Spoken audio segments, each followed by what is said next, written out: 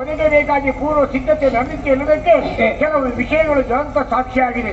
ಪ್ರಭು ಹೆಚ್ಚಿನ ಧನಸನ್ನು ಕೆಳಗಿಳಿಸುವ ಬದಲು 10,000 14,000 ರಕ್ಕಸರ ಕರದೂಷಣ ಶಿರವನ್ನು ಕರಿಗಳಿಸಿ ಅವರನ್ನು ನೆಲಕ್ಕೊರಗಿಸುತ್ತಾ ಕಸವು ರಾಮನದು ಅಲ್ಲ. ಆದ್ದರಿಂದಲೇ ನಮ್ಮವರ ಪಾಲಿಗೆ ಆತನು ಗೂಢಬ್ರಹ್ಮನಾಗಿ ಕಾಣಿಸಿಕೊಂಡಿದ್ದಾನೆ. ಅಂತಹ ಗೂಢಬ್ರಹ್ಮನಲ್ಲಿ ಹಗೆತನ ಮಾಡುವುದು ಸರಿಯಲ್ಲ ಪ್ರಭು. ನಮ್ಮಲ್ಲಿ ಎಂತ ಅಜೇಯವಾದ ಹೊರವನ್ನು ಪಡೆದು ಲೋಕವನ್ನು ತಪ್ಪಿಭಾಗಿಸುವ ಅದೆಷ್ಟೋ ವೀರರು ಇವತ್ತು ನಾಮಾವಶೇಷವಾಗಿಯೇ ಉಳಿದಿದ್ದಾರೆ ಪ್ರಭು. ಸೀತೆಯ ದೆಸೆಯಿಂದ ಎಲ್ಲವನ್ನು ಕಳೆದುಕೊಳ್ಳುವಂತ ಪ್ರಸಂಗ ನಮ್ಮ ಪಾಲಿಗೆ ಬಂದೊದಗಿದೆ ಪ್ರಭು. ಕೆಟ್ಟ ತಾಯಿಯನ್ನು ಮಾರಿ ಯಾರಾದ್ರೂ ಕೆಲಸದವನ್ನು ತಗೊಳ್ತಾರ ಮರು ಹೌದು. ಮೂಗನ್ನು ಮಾರಿ ಮೂಗುತಿಯನ್ನು ತಂದಾಗಿ ಅನುಭವ ಆಗುವುದಿಲ್ಲ. ತಲೆಯ ಮೇಲೆ ಕಿರೀಟ ಜಾರಿದ್ರೆ ಅದನ್ನು ಸರಿಪಡಿಸಿಕೊಳ್ಳಬಹುದು. ಬೆರಳಿಂದ ಉಂಗುರಾದು ಬಿದ್ದು ಹೋದ್ರೆ ಮತ್ತೆ ಅದನ್ನು ಸರಿಪಡಿಸಿಕೊಳ್ಳಬಹುದು. ಕಿರೀಟಧಾರಣವಾದಂತಹ ಶಿರಸ್ಸೆ ಇಲ್ಲದೆ ಹೋದ್ರೆ, ಉಂಗುರವನ್ನು ತೊಡುವುದಕ್ಕೆ ಬೆರಳೆ ಇಲ್ಲದೆ ಹೋದ್ರೆ ಯಾವುದಿದ್ದು ಏನು ಪ್ರಯೋಜನ ಪ್ರಭು? ನೀವಿದ್ದರೆ ಎಲ್ಲವೂ ಉಂಟು ಪ್ರಭು. ಆದ್ದರಿಂದ ನಮ್ಮ ಬದುಕಿನ ಒಳ್ಳೆಯ ಹಂತಕ್ಕೆ ತೆರೆಯುವುದು ಉತ್ತಮ ಅಂತ ನಾನು ಭಾವಿಸ್ತೇನೆ. ನಮ್ಮ 20 ಕೈಗಳನ್ನು 10 ಕೈಗಳನ್ನಾಗಿಸಿ 10 ತಲೆಯನ್ನು 1 ತಲೆಯನ್ನಾಗಿ ಪರಿವರ್ತಿಸಿ ರಾಮನ ಚರಣಕ್ಕೆ ಎರಗಿದರೆ ಒಳ್ಳೆಯದು ಅಂತ ನನ್ನ ಅಭಿಪ್ರಾಯವನ್ನು. ಇದು ಕೇವಲ ಜೀವಕ್ಕೆ ಅಂಗಿ ಅಥವಾ ಯುದ್ಧ ಕ್ಷೇತ್ರಕ್ಕೆ ಹೆದರಿ ಆಡಿದ ಮಾತಲ್ಲ. ರಣಕ್ಷೇತ್ರದಲ್ಲಿ ಶ್ರೀರಾಮನ ಕರಕೌಶಲವನ್ನು ಕಂಡು ಅದರಲ್ಲಿ ಮೂಡಿದ ಭಕ್ತಿಭಾವದ ಪ್ರತೀಕ ಇದು ಪ್ರಭು. ನನ್ನ ಮಾತು ತಪ್ಪಾಗಿದ್ದರೆ ಆ ವೈರಿಗಳ ಮುಂದೆ ನಾನು ಚಿತ್ರಹಿಂಸೆ ಮಾಡಿ ಸಾಯುವುದಕ್ಕಿಂತ ನನ್ನ ಒಡೆಯರ ಅನ್ನದಾತನ ಕಾಲಬುಡದಲ್ಲಿ ಪ್ರಾಣವನ್ನು ಬಿಟ್ಟರೆ ನನಗೆ ಸ್ವರ್ಗ ಸುಖ ಅಂತ ಬಯಸ್ತೇನೆ ಪ್ರಭು. ನಮ್ಮ ಪರಮ ಪವಿತ್ರವಾದ ರಿಪುರಕ್ತ ಬಾಣ ದುರಿಣವಾದ ಈ ಕತ್ತಿಯಿಂದ ನನ್ನ ಕತ್ತನ್ನು ಕತ್ತರಿಸಿ ಪ್ರಭು. ಅನ್ನದಾತನ ಪಾದದಲ್ಲಿ ಪ್ರಾಣ ಬಿಟ್ಟರೆ ನನಗೆ ಸ್ವರ್ಗ ಸುಖ ಪ್ರಭು, ಸ್ವರ್ಗ ಸುಖ ಪ್ರಭು. ನನ್ನ ಬಗ್ಗೆ ನಿನಗೆ ಎಷ್ಟು ಗೌರವ ಇದೆ, ಭಕ್ತಿ ಇದೆ ಅಂತ ಈಗ ಗೊತ್ತಾಯ್ತು. ಹೌದು, ಹೋಗಪ್ಪ ನಿನ್ನ ಕಾರ್ಯವನ್ನು. ಒಬ್ಬ ನಿರಕ್ಷರ ಕುಕ್ಷಿಗೆ ರಾಮ ಯಾರು ಅಂತ ಗೊತ್ತಾಯ್ತು. ಅವನ ಬಗ್ಗೆ ವಿವರಣೆಯನ್ನು ಕೊಟ್ಟನಲ್ಲ, ಅವ ಗೂಢ ಬ್ರಹ್ಮ. ಅವನ ಕೂಡ ಯುದ್ಧವನ್ನು ಮಾಡಿದೆ ಅಂತಾದರ ಸರ್ವನಾಶ. ಕಟ್ಟುವುದಕ್ಕೆ ವರುಷ, ಕುಟ್ಟಿ ಪುಡಿ ಮಾಡುವುದಕ್ಕೆ ನಿಮಿಷ. ಲಂಕೆ ಉಳಿಬೇಕು. ಎಲ್ಲಿರುವಂತಹ ನಾಗರಿಕರು ಸುಖದಿಂದ ಬದುಕಬೇಕು. ಹಿರಿಯ ಹೇಳಿದನಲ್ಲ, ಎಲ್ಲ ಅರ್ಥವಾಯಿತು. ಹಾಗೆ ಅಂತ ಇದನ್ನು ಯಾರಿಗೆ ತಿಳಿಯಪಡಿಸುವುದು? ಬದುಕಿನ ಉದ್ದಕ್ಕೂ ನನ್ನನ್ನು ನಂಬಿ ಬಂದವಳಿದ್ದಾಳೆ, ಅವಳಿಗೆ ಮನವರಿಕೆ ಮಾಡಬೇಕು. ಆದ ಕಾರಣ ಏನು ಮಾಡೋಣ, ಅವಳು ಅಂತಃಪುರವನ್ನು ಆ ಕಡೆ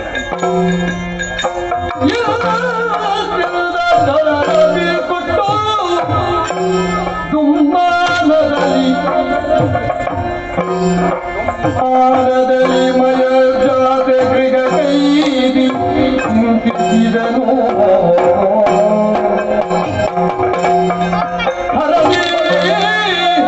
ಶಂಕರ ಪಾರ್ವತಿ ವರನೆ ಮುಂದೆ ಕೈಯಲ್ಲಿ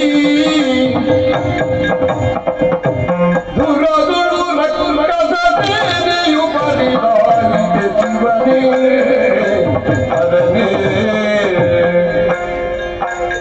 ತುಂಗಭದ್ರಾನ್ವಿತದ ಶಿವನ ಮಂಗವರಿಯ ಭಟರೆಲ್ಲರೂ ಸಂಗರದೊಳು ನಡಿದರು ಪರಿಮಂಗಳಗಳು ಕಾದಿ. ಅಂಗಿಯ ಸವಿ ಮಾತಿಗೆ ಹಂಗಿಗನ ಹಿಂಗಿತು ಧಾಮವರ ಭಂಗ ಪಡುವ ಹರ ಹರ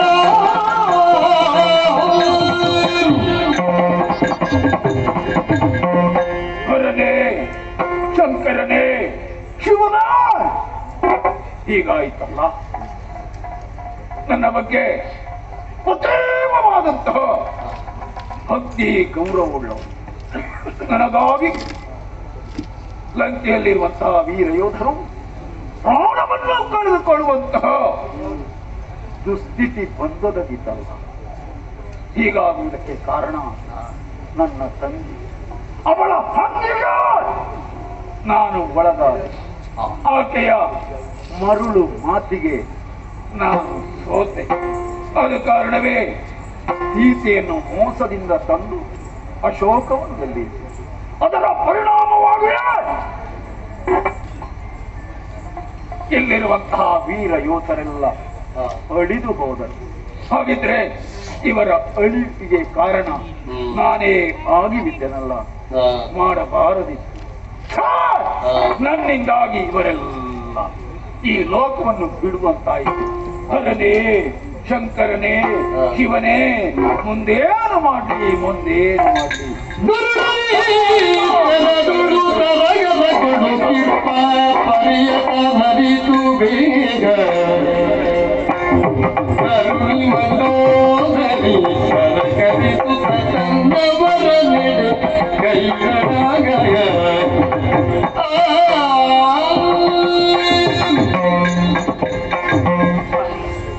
ವಂದಿಸಿಕೊಂಡಿದ್ದೇನೆ.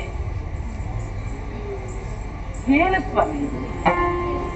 ಚಿಂತಿಸುವ ಧ್ಯಾನಕ್ಕಿಂತ ಪ್ರಾಣ ಕಾಂತ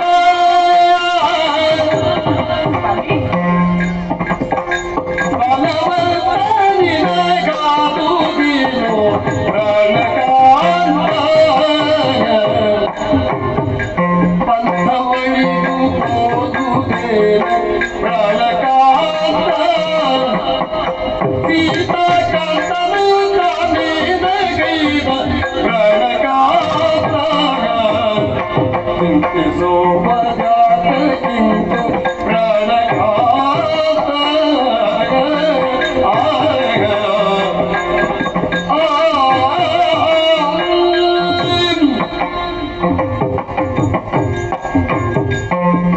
ಸ್ವಾಮಿ, ಕೇವಲ ನೀವು ನನ್ನ ಶರೀರವನ್ನು ಮಾತ್ರ ಆಕರ್ಷಿಸಿದ್ದಲ್ಲ, ನನ್ನ ಮನಸ್ಸು, ಬುದ್ಧಿ, ಚಿತ್ತ ಅಲ್ಲ, ನನ್ನ ಪ್ರಾಣವನ್ನೇ ಆಕರ್ಷಿಸಿದವರು. ಆದ್ದರಿಂದಲೇ ನಿಮ್ಮನ್ನು ಪ್ರಾಣಕಾಂತ ಅಂತ ಕರೆಯುವಲ್ಲಿ ಅತೀವವಾದಂತ ಸಂತೋಷ ಸ್ವಾಮಿ ನನಗೆ. ಏನಿದು? ನೀವು ಚಿಂತನಾಶೀಲರಾಗಿದ್ದಲ್ಲ, ಚಿಂತಿಸ್ತಾ ಇದ್ದೀರಿ. ನಿಮ್ಮ ಕಣ್ಣಂಚಿನಲ್ಲಿ ಹನಿಗಳನ್ನು ನಾನು ಕಾಣುತ್ತಾ ಇದ್ದೇನೆ. ದುಃಖಿಸ್ತಾ ಇದ್ದೀರಿ. ಇಲ್ಲ ಸ್ವಾಮಿ, ನಿಮ್ಮ ದುಃಖವನ್ನು ನೋಡಿ ಸಹಿಸಿಕೊಳ್ಳುವಂತಹ ಶಕ್ತಿ ನನಗಿಲ್ಲ. ಸದಾ ನಿಮ್ಮ ಸಂತೋಷವನ್ನೇ ಬಯಸುವವಳು ನಾನು. ತಾವು ಸಾಮಾನ್ಯದವರೇ, ಬಲವಂತರಲ್ಲವೇ ನೀವು? ಆ ಕೈಲಾಸ ಪರ್ವತವನ್ನೇ ತನ್ನ ತೋಳ ತೊರೆಯಲ್ಲಿ ತೂಗಿದವರು ನೀವು. ಸಾಮಗಾನದಿಂದ ಸದಾಶಿವನನ್ನೇ ಮೆಚ್ಚಿಸಿದವರು ನೀವು. ಪಂಥ ಪೌರುಷವೇ ತನ್ನ ಬದುಕಿನ ಉಸಿರೆಂದು ಭಾವಿಸಿದವರು ನೀವು. ಆ ಪಂಥ ಪೌರುಷ ಅಳಿದು ಹೋಯಿತೆ. ಯಾಕೆ ಸ್ವಾಮಿ? ಪ್ರತಿಯೊಬ್ಬರು ನಿಮಗೆ ಶರಣಾಗತೆಯನ್ನೇ ಹೊಂದಿ ಬದುಕುವವರು. ನಿಮ್ಮನ್ನು ಎದುರಿಸುವಂತಹ ಸಾಮರ್ಥ್ಯ ಸುರರಿಗೋ ನರರಿಗೋ ಯಾರಿಗೂ ಇಲ್ಲ. ಅಂತ ಸಾಮರ್ಥ್ಯವನ್ನು ನೀವು ಹೊಂದಿದವರು ನೀವು. ಯಾಕೆ ಚಿಂತಿಸ್ತಾ ಇದ್ದೀರಿ? ಬೇಕು. ಈಗ ನಿಮ್ಮ ವಿರೋಧಿ ಸ್ಥಾನದಲ್ಲಿ ಇರುವುದು ಸೀತಾಕಾಂತನಾದಂತಹ ರಾಮ ಮಾತ್ರ. ಸೀತಾ ಪ್ರಕರಣ ಅಲ್ಲದೆ ಇದ್ರೆ ರಾಮನಿಗೆ ನೀವು ದ್ವೇಷಿಯೂ ಅಲ್ಲ. ಒಂದು ವೇಳೆ ಆ ರಾಮನಿಂದ ನಿಮ್ಮ ಮನಸ್ಸಿಗೆ ಏನಾದ್ರೂ ಆಘಾತವಾಯಿತೆ, ಅದು ಹೌದು ಅಂತ ಆದ್ರೆ ಈಗ ಚಿಂತಿಸಿ ಏನು ಪ್ರಯೋಜನ ಇದೆ ಸ್ವಾಮಿ? ಈ ಹಿಂದೆ ನಿಮಗೆಲ್ಲ ಹೇಳಿಲ್ಲವೇ ಹೇಳಿ? ಹಿರಿಯರಿಂದ ಮಾತ ಮೀರಿ ಪ್ರಾಣಕಾಂತ ಬಲು ಜನ್ಮದಿಂದ ಮೆರೆದೆಯೋ ಪ್ರಾಣಕಾಂತ ಮರುಗಜಾತೋ ಬರಿದಿ ನೀನು ಪ್ರಾಣಕಾಂತ ಲಕ್ಷ್ಮೀ ವರನ ಪಾದ ಕೆರದು ಬೇಗ ಪ್ರಾಣಕಾಂತ ಚಿಂತಿಸುವ ಜಾತಗಿರುವುದು ಪ್ರಾಣಕಾಂತ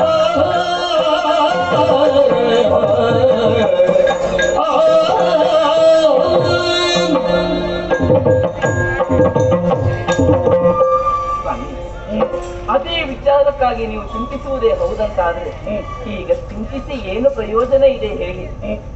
ಈ ಮೊದಲೇ ಹೇಳಿಲ್ವೇ ನಿಮಗೆ? ಸೀತೆಯನ್ನು ತರುವಲ್ಲಿ ನನ್ನಲ್ಲಿ ನೀವು ಕೇಳಿದಾಗ ತರವಲ್ಲ ಅಂತ ಹೇಳಿದೆ. ನನ್ನ ಮಾತಿಗೆ ನೀವು ಮನ್ನಣೆ ಕೊಡ್ಲಿಲ್ಲ. ಆಕ್ಷೇಪ ಇಲ್ಲ ಸ್ವಾಮಿ.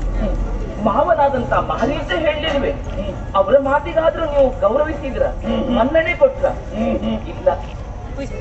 ನಿಮ್ಮ ತಮ್ಮನನ್ನು ಹೊರಗಟ್ಟುವಂತಹ ಕಾಲದಲ್ಲಿ ನಿಮ್ಮ ತಾಯಿಯಾದಂತಹ ಕೈಕಸಾದೇವಿ ನಿಮಗೆ ನೀತಿಯನ್ನೇ ಹೇಳಲಿಲ್ವೇ?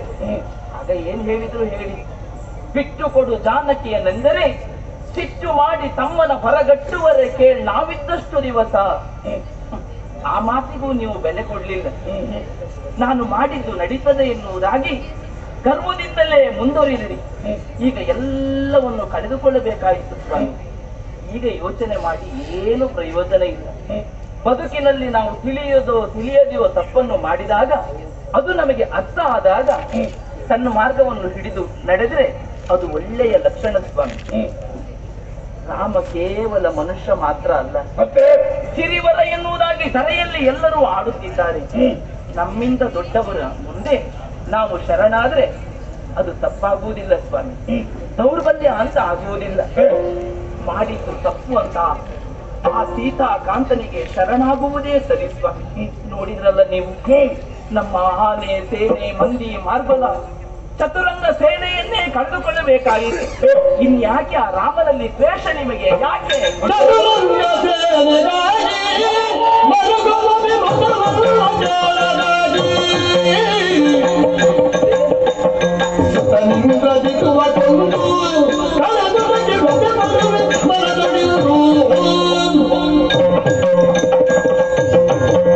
ಮಂಡೋದರಿ ಕೆಲವು ದಿನಗಳಿಂದ ಈಚೆಗೆ ಲಂಕೆಯಲ್ಲಿ ಯುದ್ಧ ನಡೆಯುತ್ತಾ ಇದೆ.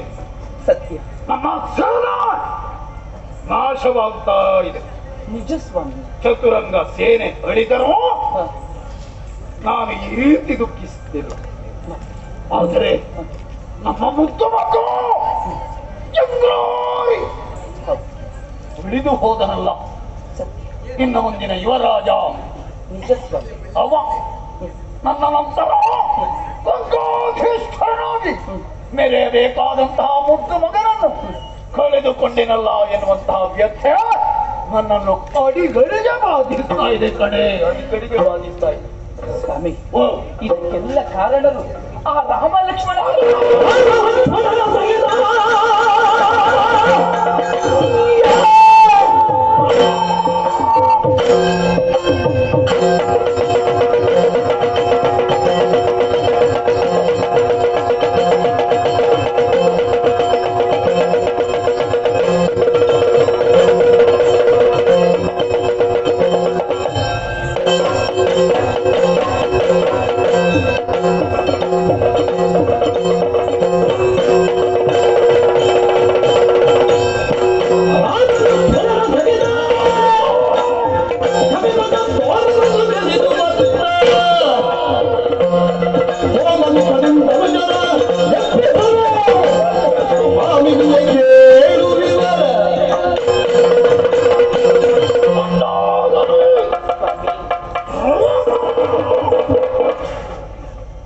ಅವನ ತಮ್ಮ ಲಕ್ಷ್ಮಣ, ಅವನ ಜೊತೆಲು ಕಪಿಬಳಗ ಅವರನ್ನು ನೋಡಿ ಉಳಿದಂತಹ ನನ್ನ ಮುದ್ದು ಮಕ್ಕಳನ್ನು, ನನ್ನ ತಮ್ಮನನ್ನು ಯಜ್ಞ ಮುಖದಿಂದ ಯಜ್ಞಿಸಬೇಕು.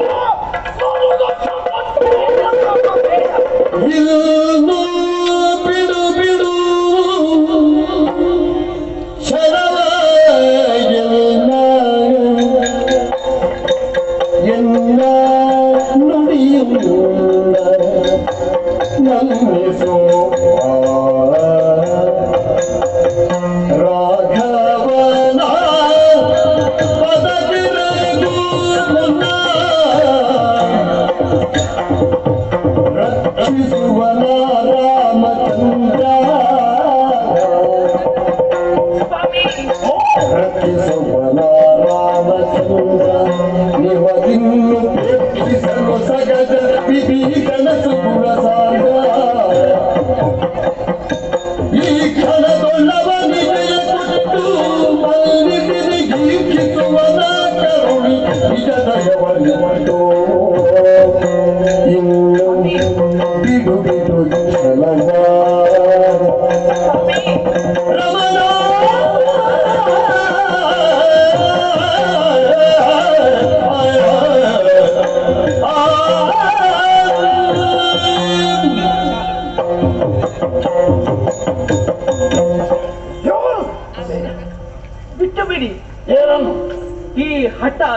ಎನ್ನುವುದು ಬದುಕಿನಲ್ಲಿ ಒಳ್ಳೆಯ ಫಲವನ್ನು ಕೊಡುವುದಿಲ್ಲ ಸ್ವಾಮಿ. ಫಲ ಇರುವವರೆಗೆ ಫಲ ಇದೆ.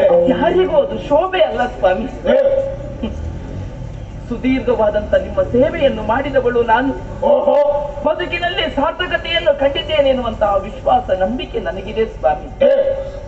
ನಿಮ್ಮದ್ದು ಯಾವ ತಪ್ಪು ಇಲ್ಲ. ನಿಮ್ಮ ತಂಗಿ ಆ ಕುಲಕಂಟಕಿ ಆ ಶೂರ್ಪನಕಿ ಬಂದು ನಿಮ್ಮಲ್ಲಿ ಏನಲ್ಲ ಹೇಳಿ ನಿಮ್ಮ ಮನಸ್ಸನ್ನು ಕದಡಿ ಬಿಟ್ಲು ಸ್ವಾಮಿ. ಆದ್ದರಿಂದ ಈ ರೀತಿ ನೀವು ವರ್ತಿಸಬೇಕಾಯಿತು. ಅವಳು ಹೇಳಿದ ಮಾತನ್ನೇ ಕೇಳಿ ಮುಂದುವರೆದ ಕಾರಣ ಅಸುರ ಕುಲವೇ ನಾಶವಾಗುವುದಕ್ಕೆ ಕಾರಣವಾಯಿತು ಸ್ವಾಮಿ. ರಾಮ ಸಾಮಾನ್ಯದವನಲ್ಲ. ಈಗ ಎಲ್ಲ ತಿಳಿಯಿತು ಅಂತ ಆದ್ಮೇಲೆ ಮಾಡಿದ ತಪ್ಪನ್ನು ನಾವು ಒಪ್ಪಿಕೊಳ್ಳಬೇಕು. ಸೀತೆಯನ್ನು ನಾವು ರಾಮನಿಗೆ ಒಪ್ಪಿಸಿದೆವು ಅಂತ ಆದ್ರೆ ಶರಣಾದ್ರೆ ಮರ್ಯಾದ ಪುರುಷೋತ್ತಮನಾದಂತಹ ಪ್ರಭು ಆ ರಾಮಚಂದ್ರಮ ಖಂಡಿತ ಕ್ಷಮಿಸಿಯೇ ಕ್ಷಮಿಸ್ತಾನೆ. ನಿಮ್ಮ ತಮ್ಮ ವಿಭೀಷಣ ಸದ್ಗುಣ ಸಂಪನ್ನ, ನಿಮ್ಮನ್ನು ಉಪೇಕ್ಷಿಸಲಾದ. ಹಾಗಿರುವಾಗ ನಿಮಗೆ ಕೈ ಮುಗಿದು ಕೇಳಿಕೊಳ್ಳುವುದು ನಾನು ಇಷ್ಟೇ ಸ್ವಾಮಿ. ಈ ಹಠ ಛಲ ಎನ್ನುವುದು ಬೇಡ. ಜಾನಕಿಯನ್ನು ಬಿಟ್ಟು ಕೊಡುವುದೇ ಸರಿ ಸ್ವಾಮಿ, ಬಿಟ್ಟು ಕೊಡುವುದೇ ಸರಿ. ನಿಷ್ಠಾವಂತರಾದಂತಹ ಸುಪಾರ್ಶಕನೇ ಮೊದಲಾದವರೆಲ್ಲ ನನಗಾಗಿ ಪ್ರಾಣಾರ್ಪಣವನ್ನು ಮಾಡಿದ್ದಾರೆ. ಈಗ ನಾನು ಯುದ್ಧ ಮಾಡದೆ ಸುಮ್ಮನೆ ಉಳಿದೆವು ಅಂತಾದ್ರ ಅವರ ಆತ್ಮಕ್ಕೆ ಶಾಂತಿ ಸಿಗುವುದಕ್ಕೆ ಸಾಧ್ಯವೇನೆ? ಅಂದ್ರೆ ನಮ್ಮ ಬದುಕಿನಲ್ಲಿ ಯಾರೂ ಇಲ್ಲ ಅಂತ ಯೋಚನೆ ಮಾಡುವುದೇ ಇತ್ತ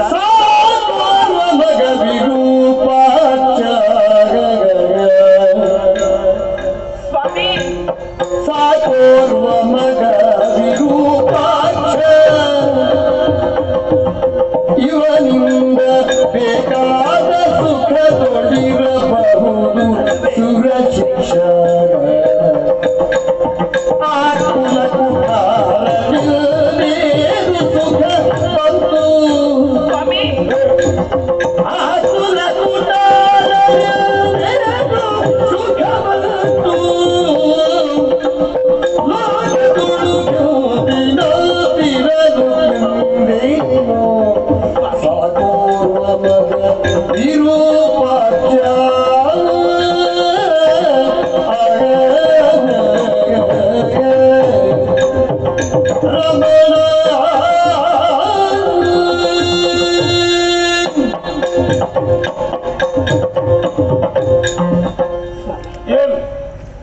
ನಿಮಗೆ ತಿಳಿದಿಲ್ಲ ಅಂತ ನಾನು ಆಡ್ತಾ ಇರುವುದಲ್ಲ, ನಿಮಗೆ ನಾನು ನೆನಪಿಸುವುದು ಸ್ವಾಮಿ.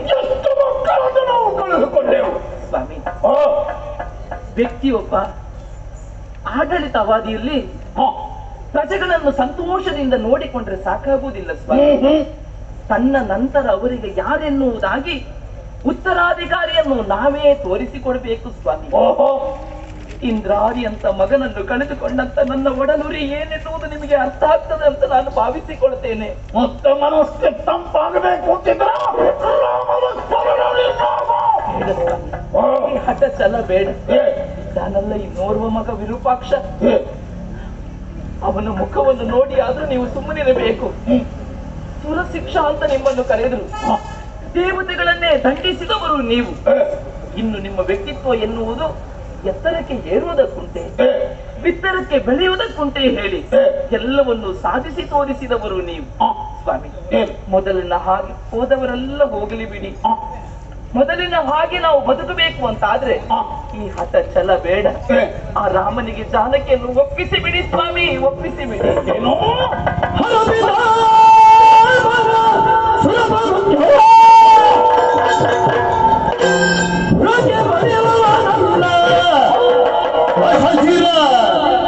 ಹರೆಯ ಹುಲ್ಲು ನನ್ನ ಮನುಜನಿಗೆ ತಲೆನಲು ಬಳಿ ತಿನ್ನು ದುರಪರಾಟವಿ ಎಂತಾಗೇನು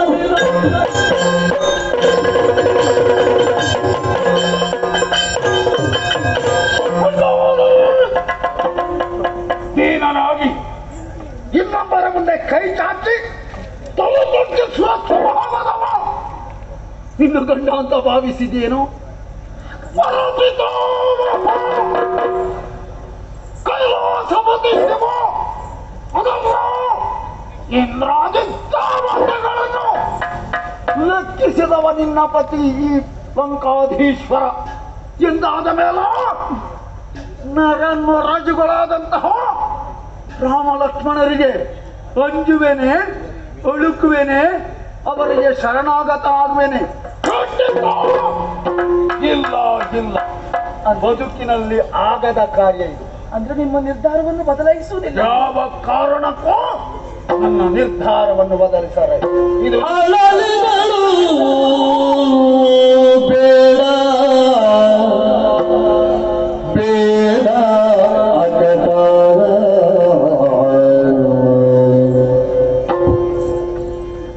ಅಳಲಿದಳು ಬೇಡ ಕಟ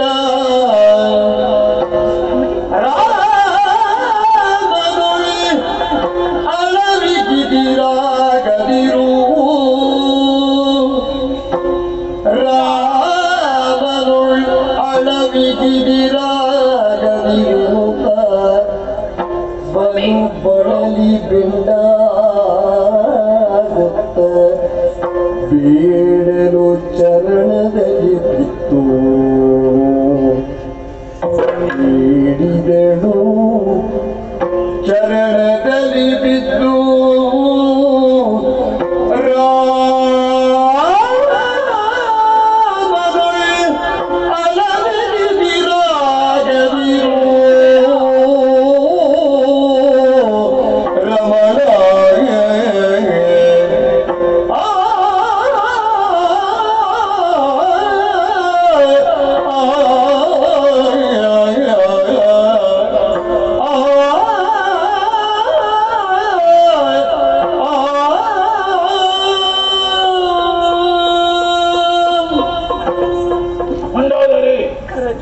ಕಾಲಿಗೆರೆಗೆ ನಿಮ್ಮಲ್ಲಿ ಕೇಳಿಕೊಳ್ಳುವುದು ಇಷ್ಟೇ ಸ್ವಾಮಿ. ನಾನು ಏನು ಹೇಳು? ಆ ರಾಮನಲ್ಲಿ ಹೋರಾಟ ಬೇಡ ಸ್ವಾಮಿ, ಅದರಿಂದ ನಮಗೆ ಶುಭವಿಲ್ಲ. ನನ್ನ ನಿರ್ಧಾರ ಎನ್ನುವುದು ಯಾವ ಕಾರಣಕ್ಕೂ ಬದಲಾಗಲಾರದು. ಅದು ನಮ್ಮ ಬದುಕಿಗೆ ಶೋಭೆ ಅಲ್ಲ ಸ್ವಾಮಿ. ನಾನು ನಿಮ್ಮಲ್ಲಿ ಏನು ಕೇಳಿದೆ? ಸಿರಿ ಸಂಪತ್ತನ್ನು ಬಯಸ್ತಾ ಇಲ್ಲ ಸ್ವಾಮಿ. ನಾನು ಒಂದೇ ಒಂದು ಆಸೆ. ಏನದು? ಹಣೆಯ ಕುಂಕುಮದ ತಿಲಕ, ಕೊರಳ ಮಾಂಗಲ್ಯದ ಪದಕ ನನ್ನ ಉಸಿರಿರುವ ತನಕ ಉಳಿಸಿಕೊಳ್ಬೇಕೆನ್ನುವಂತ ಆಸೆ ಸ್ವಾಮಿ ನನಗೆ. ಆದ್ರೆ ನಿಮ್ಮ ನಿರ್ಧಾರವನ್ನು ನೋಡಿಕೊಂಡ್ರೆ ನನ್ನ ಆಸೆ ಬಂದೇ ಆಗ್ತದೆ ಎನ್ನುವುದು. ಇಲ್ಲ ಸ್ವಾಮಿ, ಒಂದು ವೇಳೆ ನೀವು ಯುದ್ಧವಾಡಿದೆ ಅಂತಾದ್ರೆ ಪರಿಣಾಮದಲ್ಲಿ ಏನಾಗ್ತದೆ ಅಂತ ನಾನು ಊಹಿಸಿದ್ರೆ ನನ್ನ ಮೈ ಎನ್ನುವುದು ಕಂಪಿಸ್ತಾ ಇದೆ ಸ್ವಾಮಿ. ನಿಮಗೆ ಕೈ ಮುಗಿದು ಕೇಳಿಕೊಳ್ತೇನೆ. ನಾನು ಹದಿಬದೆಯಾದವಳಿಗೆ ತಾನಾಗಿ ಸಾಯುವಂತ ಹಕ್ಕೂ ಇಲ್ಲ ಸ್ವಾಮಿ. ನಿಮ್ಮ ನಿರ್ಧಾರವನ್ನು ನೀವು ಬದಲಾಯಿಸುವುದಿಲ್ಲ. ಯುದ್ಧವೇ ಬದ್ಧ ಅಂತ ಹೊರಟು ನಿಂತದ್ದೇ ಹೌದಂತಾದ್ರೆ ನೋಡಿ, ತೆರೆಗೊಟ್ಟಿ ಕೇಳಿಕೊಳ್ಳುವುದು ಇಷ್ಟೇ ನಿಮ್ಮಲ್ಲಿ. ನನಗೊಂದು ಸಾಯುವುದಕ್ಕೆ ಅಪ್ಪಣೆ ಕೊಟ್ಟು ಬಿಡಿ ಸ್ವಾಮಿ, ಅಪ್ಪಣೆ ಕೊಟ್ಟು ಬಿಡಿ. ಬಳಿಕ ಖಡ ತಿಳಿದನು ಪತಿವ್ರತೆ ಲಲನಿ ಒಳೆಯುವುದಿರುತ್ತ ಮನದಲ್ಲಿ ಉಳಿದು ಮಾತಾಡಿಸಿದ ರಾವಣನಧಿಕ ವಿನಯದಲ್ಲಿ ಲಾಲಿಸು ಮಯತನುಗೆ ಹರಿತವ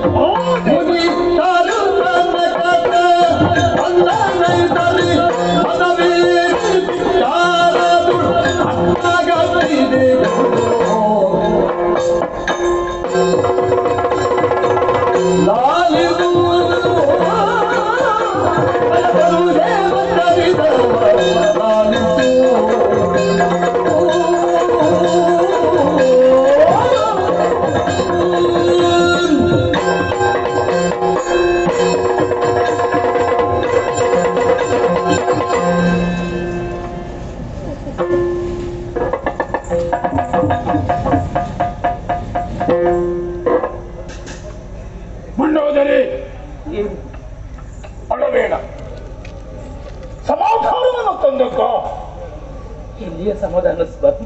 ನಿನ್ನ ಕಣ್ಣುಗಳಿಂದ ಹಿಡಿಯುವಂತಹ ಕಂಪನಿಯನ್ನು ಕಾಣುವುದಕ್ಕೆ ನಾನು ಇಷ್ಟಪಡುತ್ತೇನೆ. ಬೇರೆ ದಾರಿ ಏನಿದೆ ಹೇಳಿ ನನ್ನ ಬದುಕಲ್ಲಿ? ನೀನು ಪರಮ ಭಕ್ತರು ಎನ್ನುವುದನ್ನು ನಾನು ಒಪ್ಪಿದ್ದೇನೆ. ಗಂಡನಾದವ ಬದುಕಿರುದ್ದಕ್ಕೂ ಸುಖ ಸಂತೋಷವಾಗಿರಬೇಕು ಅಂತ ಕನಸನ್ನು ಕಂಡವರು. ನಾನು ಯಾವ ಕಾಲವನ್ನು ಮಾಡುವುದಕ್ಕೂ ಅಂತಾದರೂ ಅದಕ್ಕೆ ಅಡ್ಡಿ ಬಂದವಳು ನೀನಲ್ಲ. ಗಂಡನ ಉನ್ನತಿಕೆಯೋ ಅವನತಿಕೆಯೋ ಕೈ ಹಿಡಿದ ಹೆಂಡತಿಯಿಂದ ಗೊತ್ತು ಸಮಾಧಾನ ಮಾಡಿ ರಾಮನ ಬಗ್ಗೆ ವಿವರಣೆಯನ್ನು ನೀಡ್ತೀರಿ, ಲಕ್ಷ್ಮಣನ ಬಗ್ಗೆ ಹಾಡಿ ಹೊಗಳ್ತೀರಿ, ಸೀತಾ ಯಾರು ಎನ್ನುವುದನ್ನು ಎಲ್ಲರ ಮುಂದೆ ಆಡಿಕೊಡ್ತಾ ಇದ್ದೀರಿ. ಆದರೆ ಈ ರಾವಣೇಶ್ವರ ಯಾರು ಎನ್ನುವುದನ್ನು ಯಾರು ಈ ತನಕ ತಿಳಿದುಕೊಂಡರು? ನೀನೊಬ್ಬ ಸಾಮಾನ್ಯ ರಕ್ಕಸನ ಮಗಳು, ಮಯ ವಿಶ್ವಕರ್ಮನ ಮಗಳು. ನಿಜ ಪ್ರಾಜ್ಞೆಯೋ ಮಟ್ಟದಲ್ಲಿ ಏನು ಸ್ವಾಮಿ? ಮಯತನುಜೆ, ಓ ನನ್ನ ಮಾತನ್ನು ಲಕ್ಷ್ಯವಿಟ್ಟು ಕೇಳು. ಖಂಡಿತ. ಯಾರೇ ಆಗಲಿ ಎಲ್ಲಿರಬೇಕೋ ಅಲ್ಲಿದ್ರೆ ಚಂದ. ಅದೆಲ್ಲ ಸ್ಥಾನ ಭ್ರಷ್ಟರಾದರು ಅಂತಾದರೆ ಖಂಡಿತವಾಗಿಯೂ ಅವರಿಗೂ ಶೋಭೆ ಇಲ್ಲ, ಅವರು ಬದುಕಿನಲ್ಲಿ ಸುಖವನ್ನು ಅನುಭವಿಸುವುದಕ್ಕೂ ಇಲ್ಲ. ನಿನಗೊಂದು ಕತೆ ಹೇಳ್ತೇನೆ. ಏನು ಸ್ವಾಮಿ? ವೈಕುಂಠದಲ್ಲಿರುವಂತಹ ಶ್ರೀಮನ್ನಾರಾಯಣನನ್ನು ಕಾಣುವುದಕ್ಕಾಗಿ ಸನಕಾದಿಗಳು ಬಂದರು. ನಾರಾಯಣನ ದ್ವಾರಪಾಲಕರಾದಂತಹ ಜನವಿಜಯವರು ಅಹಂಕಾರದಿಂದ ಅವರನ್ನು ತಡೆದರು. ಪರಮ ಪಾವನಾದಂತಹ ಕ್ಷೀರ ಅಲ್ಲಿ ರಾಗದ್ವೇಷಾದಿ ವಿಕಾರಗಳಿಗಾಗಲಿ ದೋಷ ರೋಷಾದಿ ಭಾವಗಳಿಗಾಗಲಿ ಕೀಡೇ ಇಲ್ಲ. ಇಂತಹ ಸಜ್ಜನರನ್ನು ತಡೆದು ಅಪಮಾನಿಸಿದಾಗ ಅವರ ತಾಳ್ಮೆ ತಪ್ಪಿಗಳು ಸಿಟ್ಟು ಬಂತು. ಪುಣ್ಯ ಲೋಕದಲ್ಲಿ ನೀವಿರುವುದಕ್ಕೆ ಅನರ್ಹರು ಅಂತ ಅವರನ್ನು ಶಪಿಸಿತು. ಸನಕಾದಿಗಳು ಶಪಿಸಿದ್ರೆ ನೀವು ಭೂಲೋಕದಲ್ಲಿ ದುಷ್ಟರಾಗಿ ಜನಿಸಿ ಅಂತ. ಆಗ ಅವರ ಸತ್ಯದ ಅರಿವು ಬಂತು. ಮತ್ತೆ ನಾರಾಯಣನ ಮುಂದೆ ಎಲ್ಲವನ್ನೂ ತಿಳಿಸಿ ತಪ್ಪನ್ನು ಮಾಡಿದವರ ಮುಂದೆ ಕ್ಷಮೆಯನ್ನು ಕೇಳುವುದಕ್ಕೆ ದೇವನೇ ಅವರನ್ನು ಜೊತೆ ಸೇರಿಸಿಕೊಂಡು ಸನ್ನಿಧಿಗೆ ಬಂದ. ನನ್ನ ಭಕ್ತರಿವರು ನಿಷ್ಠೆಯಿಂದ ಸೇವೆಯನ್ನು ಮಾಡಿದವರು ಏನೋ ತಿಳಿಯದೆ ಅಪರಾಧವನ್ನು ಮಾಡಿದ್ದಾರೆ, ಮನ್ನಿಸಬೇಕು ಅಂತ ಕೇಳಿಕೊಂಡಾಗ ಮತ್ತೆ ಆ ಸನಕಾದಿಗಳು 7 ಜನ್ಮದಿಂದ ಸಜ್ಜನರಾಗಿ ದೈವಭಕ್ತರಾಗಿ ಆಯುಸ್ಸು ಮುಗಿದು ಪುಣ್ಯಲೋಕವನ್ನು ಸೇರ್ತೀರೋ ಅಲ್ಲ ದುಷ್ಟರಾಗಿ 3 ಜನ್ಮವನ್ನು ಪಡೆದು ನಾರಾಯಣನಿಂದಲೇ ಹತರಾಗಿ ಪಾವನವಾದಂತಹ ವೈಕುಂಠಕ್ಕೆ ಬರ್ತೀರಾ ಅಂತ ಕೇಳಿದಾಗ ಜಯವಿಜಯರು 3 ಜನ್ಮದಲ್ಲಿ ದುಷ್ಟರಾಗಿ ಹುಟ್ಟಿ ಮತ್ತೆ ಈ ಲೋಕವನ್ನು ಸೇರ್ತೇವೆ ಅಂತ ನಾರಾಯಣ ಹೇಳಿದಂತೆ. ಹಾಗಿದ್ರೆ ನಾನು ಯಾರು ಗೊತ್ತೋ?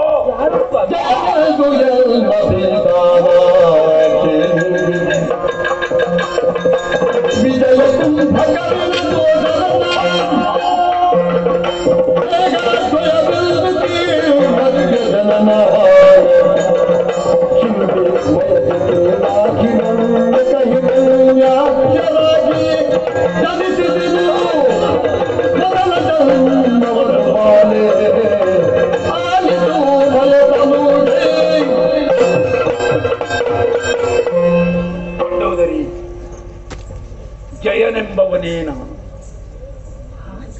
ವಿಜಯನೆಂಬವನೇ ನಿನ್ನ ಮೈದುನನಾದಂತಹ ಕುಂಭಕರ್ಣ.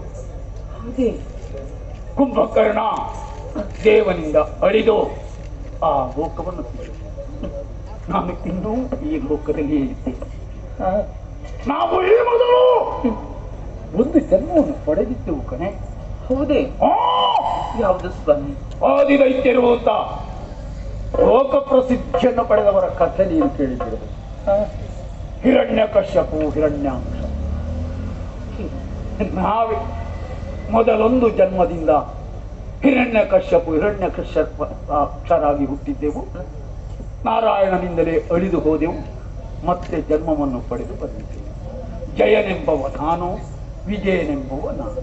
ಆದ ಕಾರಣ ನಾರಾಯಣನಿಂದಲೇ ಹತರಾಗಿ ಆ ದೇವದೇವನ ಪಾದವನ್ನು ಸೇರಿಕೊಳ್ಳಬೇಕು. ಅಲ್ಲ, ಏನು ಮಾಡುವುದಂತ ತೀರ್ಮಾನ ಮಾಡಿದ್ದೀರಿ? ಆಡಿ ತಪ್ಪಲು ಬಹುದೇ ಮಾತನು ಓಡಿ ಸಿಗಲು ಬಹುದೇ ಶಪಥದಿ ಕೂಡಿ ಕಾಡಲು ಬಹುದೇ ಲೋಕ ದುಡಿಯು ಕೇಳ್ತರವೇ ಮಾಡಿ ಕೀಳಲು ಬಹುದೇ ಕಾರ್ಯವನಾಡ ಮಾತಲ್ಲ ಬರೀ ಚಿಂತಿಸಬೇಡಿರುತ್ತ ಸಲ್ತಗಿಸಿದನು ಮಂಡೋದರಿಯ ವ್ಯಥೆಯ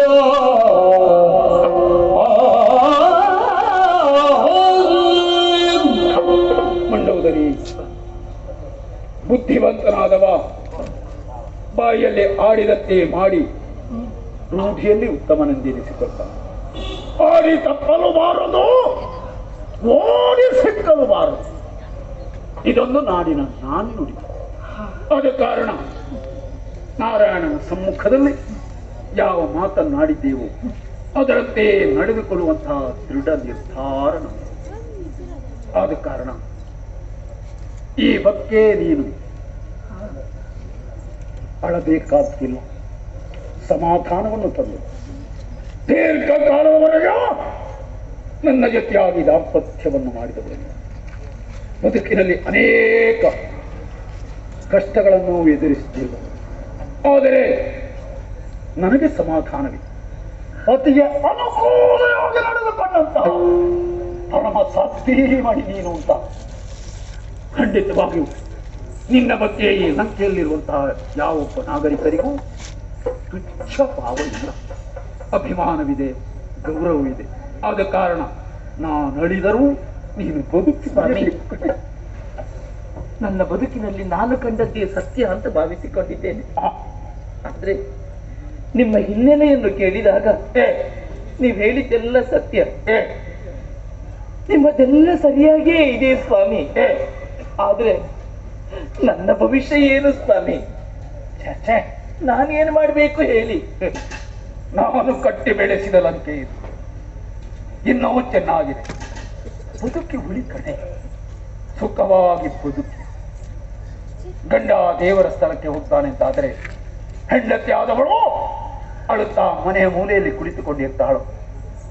ಗಂಡ ಮತ್ತಷ್ಟು ಸಂತೋಷವಾಗಿರಲಿ, ದೇವರ ಸನ್ನಿಧಿಯಲ್ಲಿ ದೇವರ ಸೇವೆಯನ್ನು ಮಾಡ್ತಾ ಇರಲಿ ಅಂತ ಶುಭ ಕಾಮನೆಯಲ್ಲಿ ಕೂತುಕೊಂಡಿರ್ತಾಳೆ. ಆದ ಕಾರಣ ಸಮಾಧಾನವಾಗಿ ಹೋಗು. ಇನ್ನೇನಾಡುವುದು ಇಲ್ಲ. ಸರಿ, ಹೋಗಿ.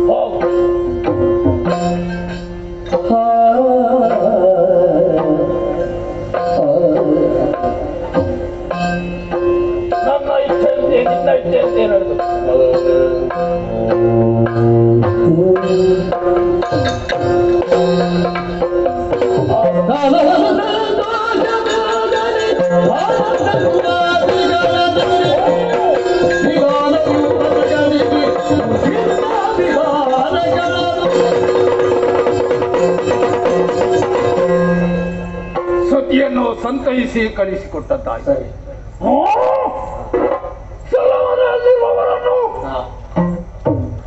ಬಿಡುಗಡೆಗೊಳಿಸಿ ನನ್ನ ಬದುಕಿನ ಅಂತಿಮ ಘಟ್ಟವಿದು. ಲಂಕೆಯಲ್ಲಿರುವವರೆಲ್ಲ ಸಂತೋಷ. ಅದು ಬೊಕ್ಕಸದಲ್ಲಿರುವಂತಹ ಸಂಪತ್ತನ್ನು ಹೊರಹಾಕಿ ಕರೆದು ದಾನ ಧರ್ಮದಲ್ಲಿ ನನ್ನ ಸಂತೋಷ. ನನ್ನ ಆಳ್ವಿಕೆಯಲ್ಲಿ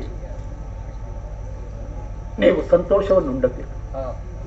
ಕೆಲವರಿಗೆ ಕೆಲವು ಸಂದರ್ಭ ನೋವಾಗುವ ಮಾತುಗಳನ್ನು ಆಡಿತ್ತಿರಬಹುದು. ಅದಕ್ಕಾಗಿ ನಿಮ್ಮಲ್ಲಿ ಹಿರಿಯರಲ್ಲಿ ಕ್ಷಮೆ ಕೇಳ್ತಾ ಇದ್ದೇನೆ. ಹಾಗೆ ಅಂತ ಇನ್ನು ನಿಮ್ಮ ಬದುಕಿನಲ್ಲಿ ಸುಖವನ್ನು ಕಾಣುವುದಕ್ಕಿಂತ, ಯಾಕಂದ್ರೆ ನನ್ನ ತಮ್ಮ ಸಜ್ಜನ, ಹರಿಶನ, ವಿಭೀಷಣ ಅವ ಇಲ್ಲಿ ಅರಸನಾಗುವವನಿದ್ದಾನೆ. ಅವನ ಆಳ್ವಿಕೆಯಲ್ಲಿ ನೀವೆಲ್ಲ ಸುಖ ಸಂತೋಷವನ್ನು ಅನುಭವಿಸಿ ಬಹುಕಾಲ ಮಾಡಿ ಅದಲ್ಲ ಇನ್ನು ಮಾಡಬೇಕಾದ್ದೇನು ಶಿವ ಪೂಜೆಯನ್ನು ಮಾಡಿ ಹೊಟ್ಟೆ ತುಂಬಾ ಗುಂಡು ಆಮೇಲೆ ದಿವ್ಯ ರಥವನ್ನೇರಿ ಯುದ್ಧ ಸಿದ್ಧತೆಯಿಂದ ಮುಂದುವರಿದೆ.